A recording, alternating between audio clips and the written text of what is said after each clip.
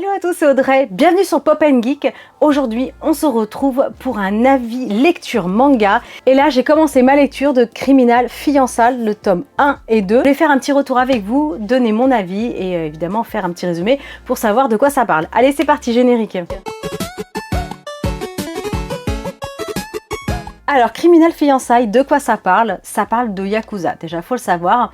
Et on va suivre différents clans, donc il y en a un qui est à Osaka, en tout cas dans les deux premiers volumes, et il y en a un autre qui est basé sur Tokyo. On va suivre la jeune Yoshino, qui est donc une jeune lycéenne, et qui vit une vie paisible, tranquille, avec son grand-père, donc à Osaka. Jusqu'au jour où son grand-père va décider de la fiancer avec Kirishima, qui se situe donc à Tokyo. Et évidemment, Kirishima fait partie du clan rival. Ces fiançailles ont pour but, voilà, d'unir les deux clans rivaux depuis un petit bout de temps et d'apaiser les choses. Mais bon, tout ne va pas se passer comme elle le voudrait. Au début, ça va, tout va bien. C'est un jeune homme qui est avenant, qui est plutôt charmant, qui prend soin d'elle, qui lui a aménagé un appartement dans la maison où il se trouve. Sauf qu'au bout de quelques jours, la situation change un petit peu.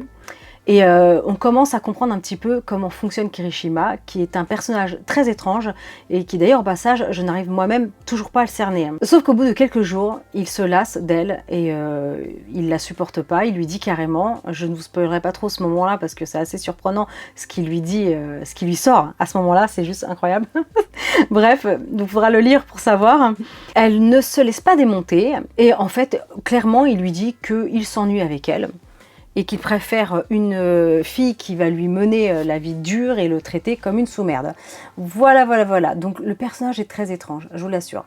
Ce qui se passe entre-temps, c'est que pendant 2 semaines, elle disparaît.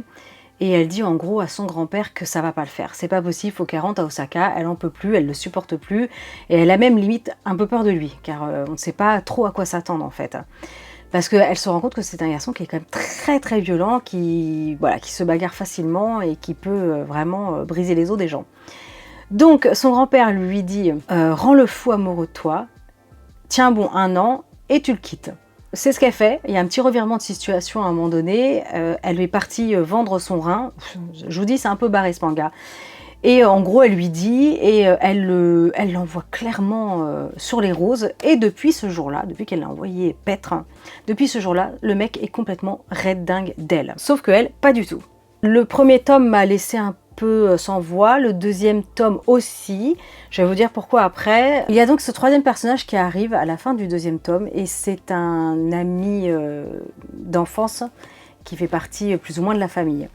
Donc lui a l'air de bien l'apprécier. On ne sait pas trop où ça va mener en fait. Pour vous dire en gros, je suis assez dubitative sur cette lecture. Ça me fait rarement ça en fait. Je ne sais pas trop quoi en penser. Je suis un peu perplexe dans le sens où ça n'avance pas vraiment, ça avance doucement. Alors est-ce que c'est le genre de lecture où il faut dépasser le tome 3, 4, 5 pour que ça commence vraiment à peser du lourd ou pas, je ne sais pas. Mais là, c'est vrai que je ne sais pas trop quoi en penser. Alors, si vous avez lu ce manga, dites-le moi en commentaire, donnez-moi vos retours, en tout cas sur les 2 premiers tomes. Est-ce que je le continue ou pas? J'avoue que je suis tentée de lire le 3, parce que avec l'arrivée de ce personnage, on se dit, il peut y avoir un petit revirement de situation, mais il faut que ça bouge un peu. Parce que les 2 premiers tomes sont vraiment, en fait, très longs. On a l'explication des différents clans, Osaka, Tokyo, les problèmes qu'il y a pu y avoir dans le passé entre les familles. On en apprend un petit peu sur le personnage donc de Kirishima qui est quand même sacrément étrange et bien barré. Après, voilà, je suis un peu dubitative comme je vous disais. Et moi, ce qui m'embête, c'est que je n'aime pas du tout le dessin. Franchement, ça me fait rarement ça. Mais il y a des fois, en fait, où les personnages, limite, ils louchent un peu. Enfin, c'est assez étrange. Je suis en train de... Voilà, je cherchais un petit peu sur celui-ci. Puis alors, moi, ce qui m'a marqué, c'est dès les premières pages, elle dit bonjour à son grand-père. Et le grand-père, on dirait qu'il a 18 ans. Je vais vous montrer. Voilà le grand-père. Alors certes, la lycéenne n'est pas très vieille, elle doit avoir 18 ans, un truc comme ça. Le grand-père, et d'ailleurs le grand-père de Kirishima, c'est pareil, hein, c'est un truc de fou. Là, c'est toujours le grand-père de, hop, ici, de Yoshino, donc de la jeune. J'arrive pas à savoir, c'est un seinen, mais c'est chez Pika Édition d'ailleurs. Hein. Mais j'arrive pas à savoir si ça va être une petite amourette, un triangle amoureux, ou alors si on commence à poser des bases solides pour avoir une histoire plus complexe. Et ce que j'espère, je suis rarement en fait dans cet état-là, me dire mais est-ce que je continue ou pas? Alors j'en ai entendu vraiment parler, mais en bien, en même très très bien.